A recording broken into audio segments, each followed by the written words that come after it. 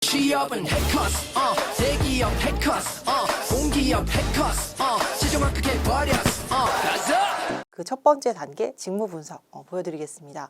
여러분들 채용 공고상에서는 개인 금융과 그리고 이제 기업 금융 요 크게 양분해서 제가 좀 보여드리겠는데요.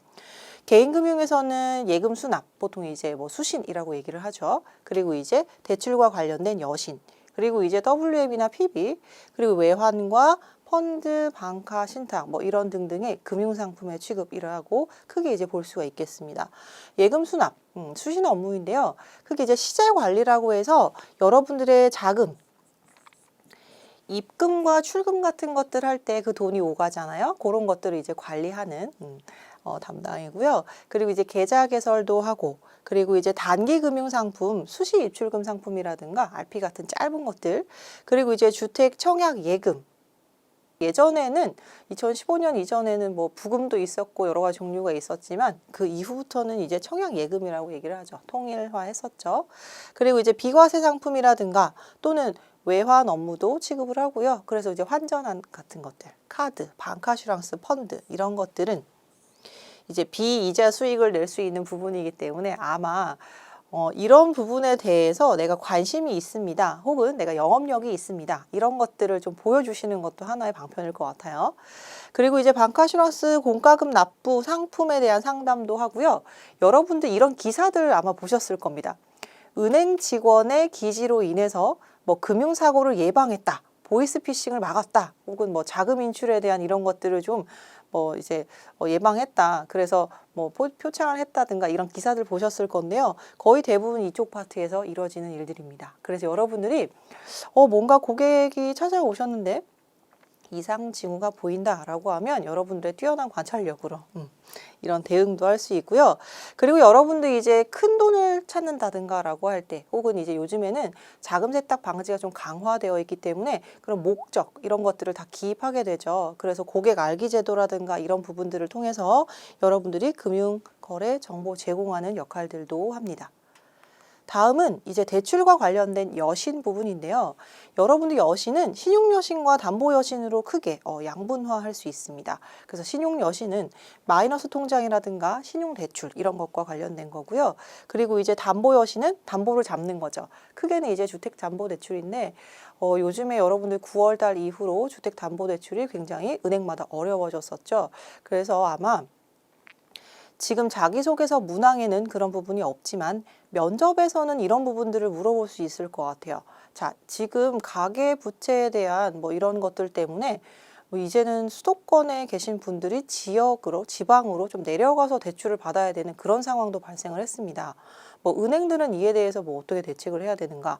아니면 저신용자라든가 정말 돈이 긴급하게 필요한데 받지 못했었던 이런 분들이 계실 거잖아요.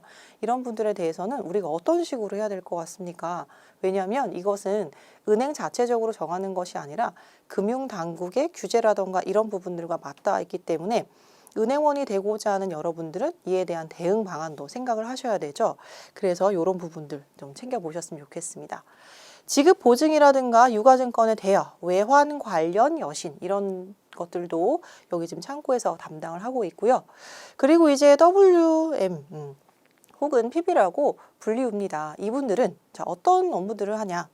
고객 자산에 대한 포트폴리오를 세웁니다. 자, 은행은 무위험 상품들이 존재를 하고 있죠. 그래서 이 포트의 비중을 아마 이런 것들 보셨을 거예요. 10억 이상의 고액 자산가들의 포트폴리오 이런 것들 보셨을 건데요. 그래서 무위험 자산의 비중, 채권, 그리고 펀드, 다양한 은행에서 파는 상품들 있죠. 그런 것들로 구성을 하게 됩니다. 이런 거 세우고요. 상품에 대한 관리, 그래서 리밸런싱이라고 하는 것들. 만기가 도래하는 상품들에 대해서 이거를 차후에는 어떤 상품에 다시 가입을 하실 겁니까? 혹은 이제 연장을 하실 겁니까? 이런 것들 관리하고요. 그 다음에 여러분들 여기 PB분들은 부동산, 채권, 펀드 등의 이 자산 관리와 관련된 부분들을 좀 신경을 많이 쓰셔야 됩니다. 그래서 최근에 금융 이슈, 금융에 대한 동향들 이런 것들도 좀 파악을 하셔야 되고요. 이분들에 대해서 사실 자산을 불리는 것도 목적이기는 하지만 지키는 것도 목적이거든요. 그래서 적절한 보험이라든가 아니면 세금과 관련된 이런 것들도 면밀하게 신경 쓰셔야 되기 때문에 이런 부분에 대해서 좀 잘 알고 있어야 된다라고 얘기를 좀 드리고 싶습니다. 그리고 이제 은퇴 자금 관리. 여러분들 아마 그 요즘에 광고에 나오던데요. 모 증권사가 뭐 패밀리 헤리티지라고 해서 이런 상속과 혹은 이렇게 은퇴 자금이라던가 이렇게 대를 이은 이런 자산 관리를 좀 해주는 서비스를 시행하고 있는 것 같아요. 그리고 이게 그 회사뿐만이 아니라 은행들도 그런 서비스들을 하고 있죠. 그래서 약간 은퇴 자금뿐만이 아니라 가계의 자산까지도 함께 관리하는 그런 서비스들도 함께 행하고 있으며 전반적인 재무 컨설팅도 하고요. 그리고 만약에 자녀분들이 뭐 이제 대학에 진학을 한다든가 아니면 뭐 취업을 해야 된다라고 하면 컨설팅 관련된 업무들도 여기서 이제 담당을 합니다.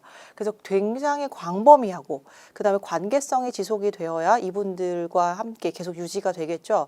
그래서 진짜 포괄적으로 금융 이상의 것들도 함께 알아야 된다. 그래서 나는 이쪽 부분에서의 전문가를 꿈꿉니다라고 하시는 분들은요.